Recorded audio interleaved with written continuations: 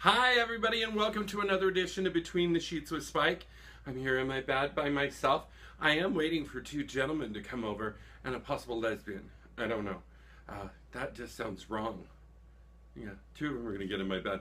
Maybe even the lesbian. There's time for everything. So, hi everybody. How are you doing? Let's not delve too far into my personal life. We don't want to know everything about that, do we? Well, yeah, I know you do, but I don't want to tell you. I don't want to tell you. So I am here in my bed alone today until my guests get here, and then I will welcome them here. I'm wearing a little kimono action, blue to match my hair. I think this is like trendy old lady blue hair. I like it. I like it a lot, a lot, a lot. So what we are doing today is I just wanted to get in bed and talk with you about some things that have been going on in my life and a lot of big happenings that have been happening in the community. This will be my first post, my first video since the Orlando shooting, and it has been just a roller coaster of emotions with that, because I was in Coos Bay, Oregon and Portland, Oregon when that happened, and we were doing some shows down there. Did 3 shows, 2 in Coos Bay, 1 in Portland, and we had a great time. It was the first shows to ever be done in Coos Bay. They don't even, I believe, have a gay bar. They have some pretty friendly bars. We found that out. Walked straight into a biker bar, and they wanted to adopt us. I'm not sure why. I think it's because I looked easy. And I am. But, we were down there. We did 2 shows at the Egyptian Theater. I did it with the Caravan of Glam. And it was pretty amazing. Miss J and I drove down, and it just rocked. I mean, we did a little promotion on Friday, went around to a lot of the local bars and casinos, and with this hair, I fit in perfectly. There were many blue-haired ladies there. Many blue-haired ladies. They were winning big, though. I never win, but I guess I should try to gamble, and then I would win more. But anyways, so we did these shows, and their community was amazing. Amazing. They came out in droves. We did an all-ages show to start the evening off with. Had a lot of kids. Kids went crazy, came up on stage, danced with us, had a great time. I think they really kind of liked being around me, because they're like, just a clown. Look, Mom, it's a clown. And I'm like, you know what I mean? So I was okay with that. And then the second show was an adult show. We got sexy. We got in. Well, anyways, I'm going to leave it a little ajar, because we just had a little thing. My whole system just gave out here. I think it's been beat up since I went to Coos Bay in Oregon. I'm just going to sit like this for a minute. I'm gonna fix it before the guys come in, but it just fell off. Like, it didn't break, thank God. But now I'm kind of like this. Hey everybody, good to see you. But I'm gonna leave it, because that's life right there. Okay, so I think where I left off is we just did a really great show for that, and they had 550 people come out. So it was amazing. They supported, they did so much. It was actually a great catalyst to start the Southeast Oregon Pride that they're going to have later, that everybody's planning and now looking forward to beyond belief. We received so much love from them, and we're just on cloud 9. I mean, and we went to bed that Saturday night, and like I said, we were just floating. We're dog tired, but we were on cloud 9. And then we got up the next morning, began packing everything. I mean, it was like, get on the road, gotta go. We had the next show in Portland to do that afternoon. We knew there'd be traffic. It was 4 hours to get back. And so we just were like running. And as I was in the car and we were getting ready, we were going, I just started receiving texts from different friends that they were so upset, and they couldn't believe that this had happened, and they'd just been crying all day. And I was like, whoa. So I just hit Facebook and I started looking at what was going on, and it just floored me. I couldn't believe it. So I had mixed feelings that day because I, I felt so good about what we had done and how we had opened the minds of this community, and we had really brought something to a very small community, and they loved it and they can't wait to see us again, and I can't wait to go see them again.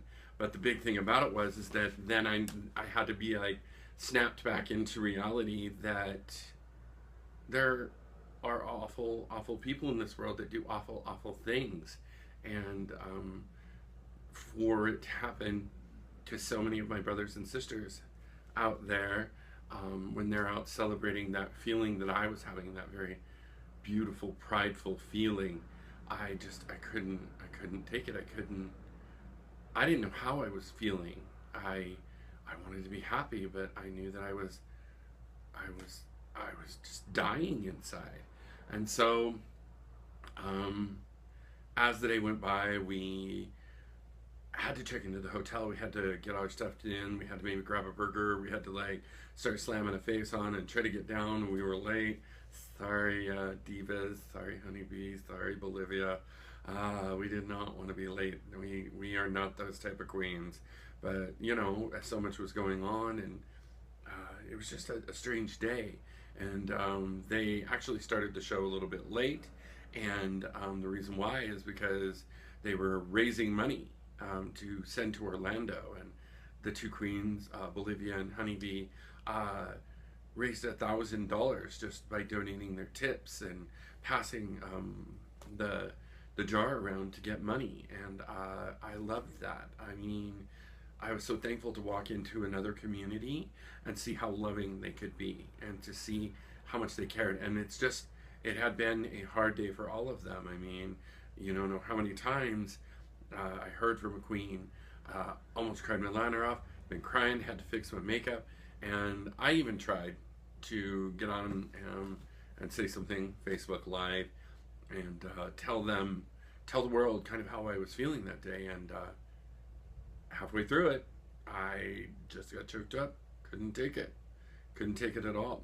And so I knew how they were feeling, and then we did the show, and it was an amazing show, and their community came out and supported and helped and showed them love and did everything they possibly could. So it felt good to be in the middle of a community being like that. And I hope that there are I can't believe that they no, I can believe actually that they just jumped in and helped. And it's always the queens on the front line, and I'm here. This is my Pride Week, and so I'm going to, have a lot of events. Like tonight, I have to go down to comedy night, and notice that. We're doing a Pride comedy night. We're bringing it back for Pride. We have lots of other stuff going on through the whole weekend. Lots and lots of planning has gone into this, and it's just taken on a whole new meaning. And I treasure it now. I really feel like I know what pride means. I have to get out there and I have to show my pride, because those people who were doing so, basically their lives were taken from them because they chose to be who they were. They chose to show their pride. They chose to go and live life without limits, and I want to feel the same way. I want to be able to go and do and be who I want to be. It's always stressful during Pride, and if you are one of the people planning it or one of the people being part of it or trying to make sure it's all okie dokie for everybody else, that you then we start getting bitchy, we start getting cranky, we start snapping at each other. But the big thing about it is that I need to stop, and I need to say, I'm here for a reason, and I'm here to be a part of something that's larger than me, be a part of something that people have fought for, people have died for, people have put their lives on the line, have really gone outside their comfort zone and really made it so that I can do the same. So I'm going to have a great Pride Week, and I hope that I can give that feeling to other people. It's going to be stressful, it's going to be hard, just because, you know, it's a stressful time, especially when you're one of those people putting it together, and you know, we are the homosexuals. Sometimes they do have a little attitude, a little more than others. They go like, we're the guys, and you know, like the lesbians, we'll take you down, you know, and then straight people be, you know, like, what are they doing? I'm scared, and then they run, and I can't understand it. So, but I just wanted to kind of get on and talk about my feeling. I hope that, you know, through this horrible thing that happened, that we will, and we have turned it into a positive, and my heart goes out to those families that lost people,